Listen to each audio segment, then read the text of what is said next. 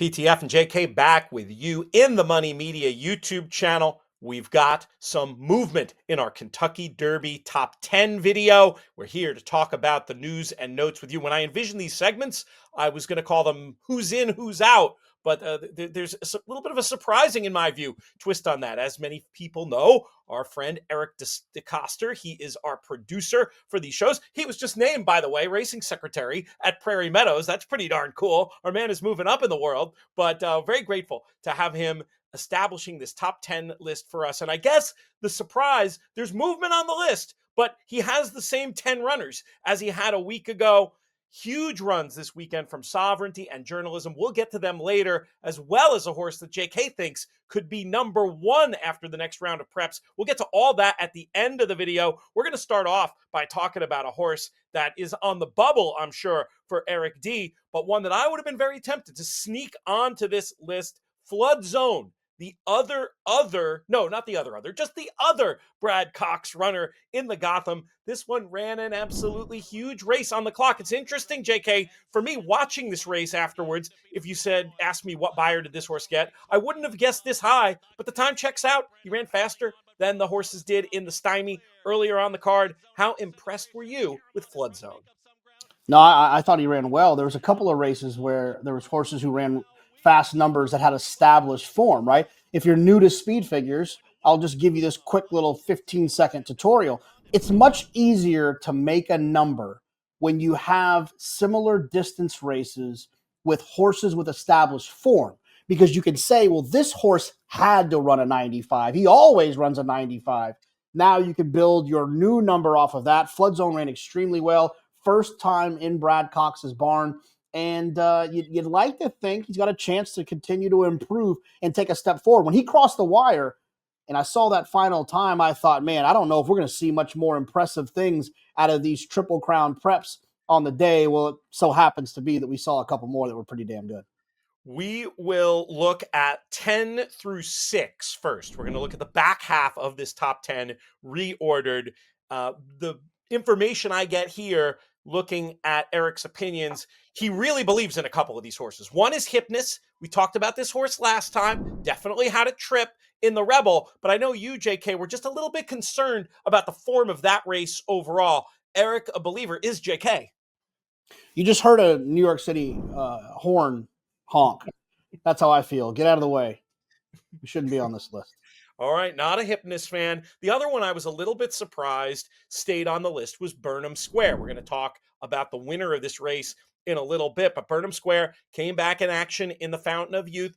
Didn't run a horrible race, but and in truth, from a speed figure point of view, ran a new top, but this wasn't the effort many were expecting out of Burnham Square. What did you think? Did you see any obvious excuses? Would he stay in your Derby top 10? No excuse, but when you look at a horse like Sandman or Hypnus, you get excited about what could be. And I think when you look at Burnham Square there, you've lost a little luster on the what could be, because he was trending in the right direction, but he took a significant step back in terms of where he stands in this pack, right? Yes, his number improved, but Sovereignty ran by him like he was tied to the quarter pole. So I think in that regard, he deserves to stay where he is. I'll give him another shot based on what he's shown us so far. But, man, he's got to take another step forward if we want to consider him for the Run for the Roses. The other ones on there make sense. Tappan Street, we'll see what he's up to next. Chancer McPatrick, I suppose we may see him on Saturday. We don't have the draw yet for... No, that's where he's going. Him and Patch Adams. Patch Adams, another one to keep an eye on if Patch Adams runs well in there. Chancer McPatrick, I think, has the most opportunity to jump. Right? If he runs well, I actually asked Andy Serling on air yesterday. I said, Andy, if Chancer runs a 95 and wins the Tampa Bay Derby, where does he go on your list? And he said, I probably thrust him up to number 3. Yeah, I hear that. Eric's a believer. I've been a believer all along. This is one that's going to be very volatile. I would be surprised one way or another if Chancer McPatrick is still number 9 next week. Feels like he's going to go up or go off the list, though you never know. And then Sandman, we've talked about a little bit. certainly deserves this place on the top 10. We'll learn more about him in coming weeks. Let's get to this top 5 with the interesting reveal of Eric's number 1 still. I thought he might do this in the other direction. You see and I also think his number 3 is interesting. So we're going to go through this from 5 to 1. Cole Battle, we've talked about. I know, JK, we talked about your views on the Rebel, so I'm guessing that's high for you. Citizen Bull, you almost have to have him in the top 5 at this point. 2-year-old champion, Imperious in victory last time. I'm still not fully sold, but I'm not so stubborn that I wouldn't have him in the top 5. Let's go out west and take a look at this race with Barnes and Journalism, who clock in at number 3 and number 2, respectively. Barnes, halfway through this race, looked to me, had absolutely everything his own way. I expected him to come cruising in. I expected Journalism to be a hard-trying second in behind him. Barnes sees this out. He runs a strong race, ends up getting a 105 Beyer speed figure. But boy, you're not going to be able to get too excited about Barnes coming out of this race, I don't think, just because of how excited you have to be with Journalism, who digs in the lane, goes right past 108 Beyer speed figure, and given the favorable setup Barnes had in here, it's very hard for me. My first reaction was very hard for me to see Barnes beating Journalism any other day if he didn't beat him on this day. Were you wowed by Journalism? Yeah, I mean, look, I want to appreciate Eric for his thankless job of making this top 10 list that we debate and leave him out of, which I appreciate that very much. And but I mean, Journalism to me is outright number 1 in this group so far. I'm not saying Sovereignty won't beat him, not saying Flood Zone won't beat him, not saying that Chancer McPatrick won't jump up and beat him. I'm just saying at this point, running a 108 Beyer, I mean, that's Breeders' Cup Classic good for older horses. And he ran that off a layoff. I mean, this horse, he's trained by a guy in Michael McCarthy, who we are both card-carrying members of his fan club. He's outstanding as a trainer. I think he's one of the most underappreciated, not underrated, because most people know how damn good he is. I just think he's underappreciated in terms of the big scope of this game. This horse is going to take another step forward. You know, Michael McCarthy didn't do everything in his power to get this horse to run the fastest race of his life. He's looking down the line, and I think that he is one that's going to be extremely tough. I think Barnes ran well, definitely deserves some credit. The 1.25 miles and the design of that race could really kind of be an equalizer and maybe give Barnes a little bit of an edge because of his tactical speed. If Barnes gets to the front in the Derby, runs the race he ran against Journalism gets stopped, certainly Barnes will get the roses draped over him. But I definitely think that those two horses deserve to be 1 and 2. Sovereignty ran extremely well, but he's got to take another speed figure step forward because his excuse was he came off a layoff for a trainer who loves a target. Pete, I'm sure you had that written in your notes at some point. But Journalism is very similar in that regard, coming in off of a break. Let's take a look at Sovereignty, because this was another one that had me out of the chair and screaming at the TV in this spot. Just a terrific effort. Now, this race beforehand, we got some key information in how cold Sovereignty was in the market. Now, Nick Tamaro mentioned on our other show, which you can check out here on the In the Money Media YouTube channel or listen wherever you get your podcasts, In the Money Players podcast, that he felt like some of the market tepidity was due to a recent workout that wasn't very good from Sovereignty in company with a horse that came back to run poorly on the undercard. And sometimes you will see that kind of market overreaction. But what it tells me is that more than usual, as much as Bill Mott and Jerry Bailey checked me on this when I was doing my Mott with a target speech to him and Randy Moss in the video we did last week, he says, yeah, he has a target, but he doesn't bring him back short. He doesn't they fire off the layoff. Yes, but to me, how cold he was suggests, to some degree anyway, that he's going to move forward more than the average Mott horse. And Eric has been very clear from day one that he doesn't rank these horses where they are today. He ranks them in his mind's eye, his projection of where they're going to be on the first Saturday in May. Therefore, I think it's 100% justifiable to have Sovereignty on top.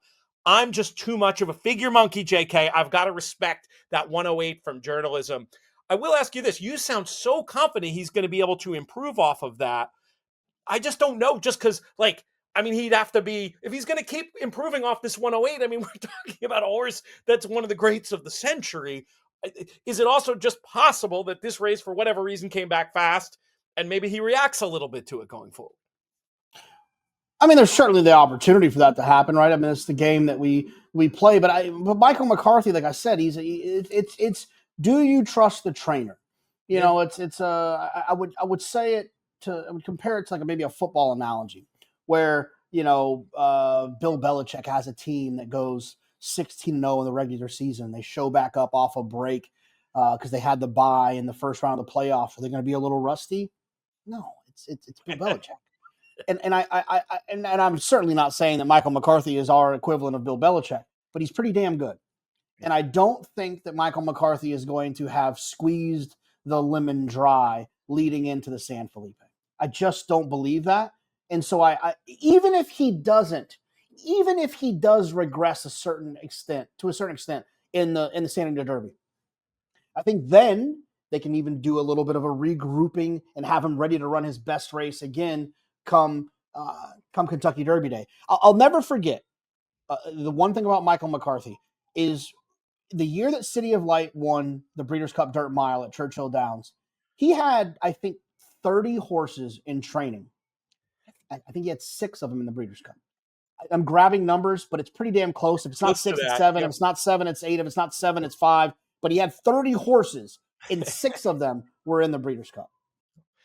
These are two trainers you can trust right here at the top of the table between McCarthy and Mott. And we should bring it back to sovereignty. I pivoted back to journalism because I'm so excited about him. But I mean, for a first start of the year, for a guy who has circled that race on the first Saturday in May, I think you have to project improvement. Am I correct in saying sovereignty is going to be very hard to keep off the board in the Kentucky Derby should he stay healthy? Oh yeah, I mean he's the type of horse too that he's going to be a monster in the summer, right? When it comes to a Belmont, a Haskell, a Travers, a Breeders' Cup Classic. This is a serious racehorse who ran extremely well off a break, but it's hard for me to make up that 10 points. Mm-hmm. I believe in figures. We all do. Not all of us, but you and I guess it's just the two of us, so it's all of us. We believe in figures, and figures to me are one of the most trustworthy things in the game if you believe in the science and you can try to pluck out little things here and there. 10 points is a lot because let's just say that the 108 is high. Okay, it's a 104. And let's just say the 98 is low for sovereignty. Okay, it's a 101. He's still faster. Right. It's going to be interesting to see for sure where both these horses go.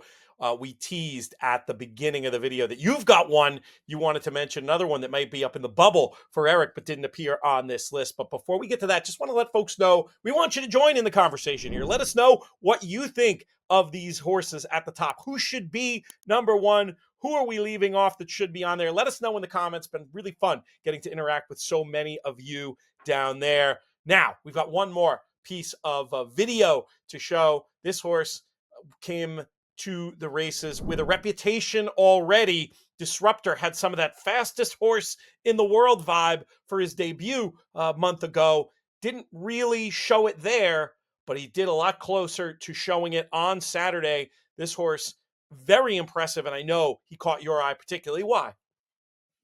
Yeah, look, he was, like you said, fastest horse in the world, gets beat first time out on Pegasus World Cup Day.